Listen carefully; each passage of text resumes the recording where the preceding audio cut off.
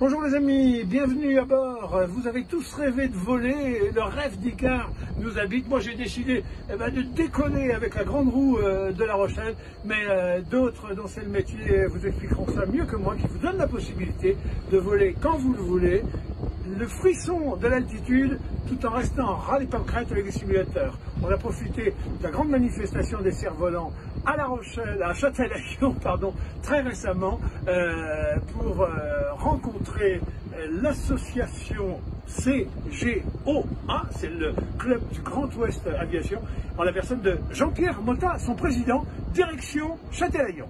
Dites donc, alors patron d'un club comme ça, vous gérez des choses très importantes, vous gérez le rêve de génération de monter un jour au ciel. Enfin, autrement que par les voies funèbres. Disons qu'il y a à la fois le rêve de monter au ciel, mais le rêve aussi de pouvoir passer cette passion aux autres quand on a eu la chance de pouvoir le faire. Donc on est un certain nombre à avoir été pilotes, soit privés, soit professionnels. Ça nous permet à travers nos simulateurs, d'instruire les jeunes et les moins jeunes, afin que soit ils continuent à se faire plaisir en tant que loisir, soit qu'ils switchent vers une carrière aéronautique. Et on a des exemples dans ce sens-là. Alors vous disiez, on est très concret ici, on n'est pas dans la théorie, avec des papiers sur des stands, etc. Vous voulez voler?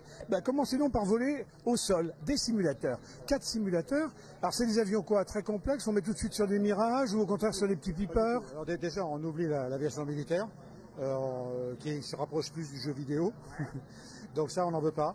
On veut avoir vraiment une véritable instruction aéronautique. On commence sur des avions légers, du style des R400, Cessna 172, des petits légers. On monte ensuite sur des bimoteurs.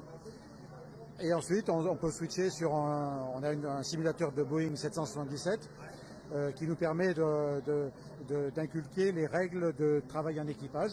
Donc là, déjà, il faut un certain niveau. On va les voir. En plus, vous les fabriquez, les simulateurs. Dites, c'est un sacré boulot. On en a 4 autour de nous. Les sensations sont vraiment proches de la réalité. Oui.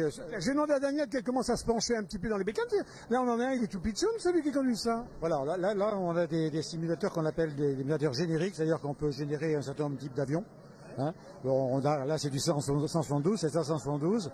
En fait, on fait faire aux jeunes, là, une approche. C'est-à-dire qu'on on les lâche à peu près 1000 mètres avant l'aéroport de La Rochelle, 1000 mètres d'altitude.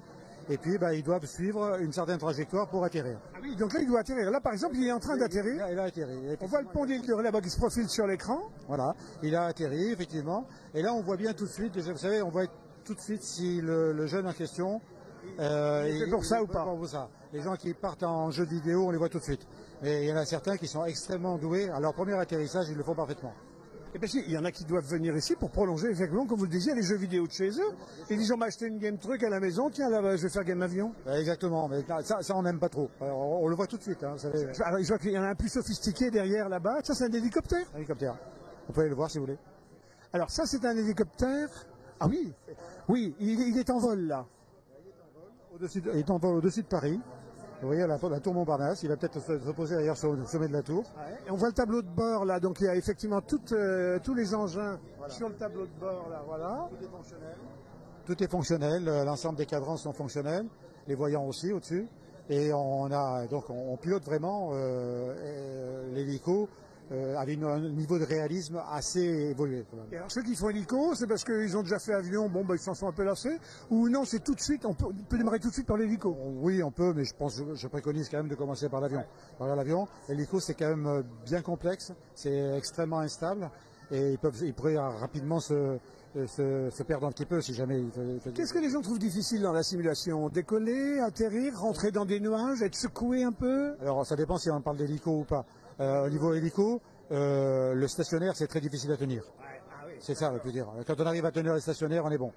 D'abord, donc l'hélico, c'est pas tellement se balader d'un point à un autre, c'est pas tellement le but. Le but, c'est de faire du travail aérien. Donc mettre en stationnaire, récupérer une charge, etc. Ça, c'est intéressant. C'est ce qu'on essaie de faire. D'accord. L'avion, c'est différent. L'avion, effectivement, comme vous le disiez très bien. Turbulence. Alors les turbulences et les nuages. Nous, ce qu'on aime bien, c'est faire une approche où on n'y voit rien. Au moins, là, c'est intéressant, vous voyez. Non, mais là, Ils crient, ils descendent en cours de route et hop, tac. non, on sait, quand on sait servir des instruments, on arrive à atterrir quasiment avec très peu de visibilité, et c'est l'intérêt de l'opération. Une autre situation. Là, il s'agit d'un DR400, donc c'est un avion léger, c'est un avion léger qui est le plus développé en aéroclub en France. Et donc au départ, on a récupéré une cellule de DR400 qu'on a coupée et on a installé nos instruments à l'intérieur. Voilà. Et donc là, c'est un double commande, donc il y a un pilote à gauche et une personne qui sait pas piloter à droite. Et donc voilà, donc il y a une approche qui se fait actuellement sur l'aéroport de La Rochelle en piste 27. On est en train d'atterrir. Et on n'a pas quitté Châtelaillon. Bien, merci à vous. Donc je rappelle, l'association s'appelle la CGOA, Club Grand Ouest Aviation. On vous trouve où, à l'aéroport de La Rochelle? L'aéroport de La Rochelle, effectivement, juste à côté de l'aéroclub. Sur Internet, pour ceux qui sont un peu feignants, qu'on se pense déplacer. .info. Eh ben voilà, les amis, vous avez tout. Rêvez, faites rêver vos enfants. Allez-y, c'est peut-être le début d'une carrière. Il y en a qui reviennent en disant, grâce à vous, je suis devenu professionnel. Ah ben on en a, oui, tout à fait. On en a, c'est clair. Ah, oui, tout à fait. On peut s'en vanter. C'est pas que de l'air, hein, c'est pas que du vent qu'on brasse ici. Hein. Allez les amis, on continue, c'est Châtelaillon en fait autour du cerf-volant, mais pas que. À bientôt Jean-Pierre. Tout à fait.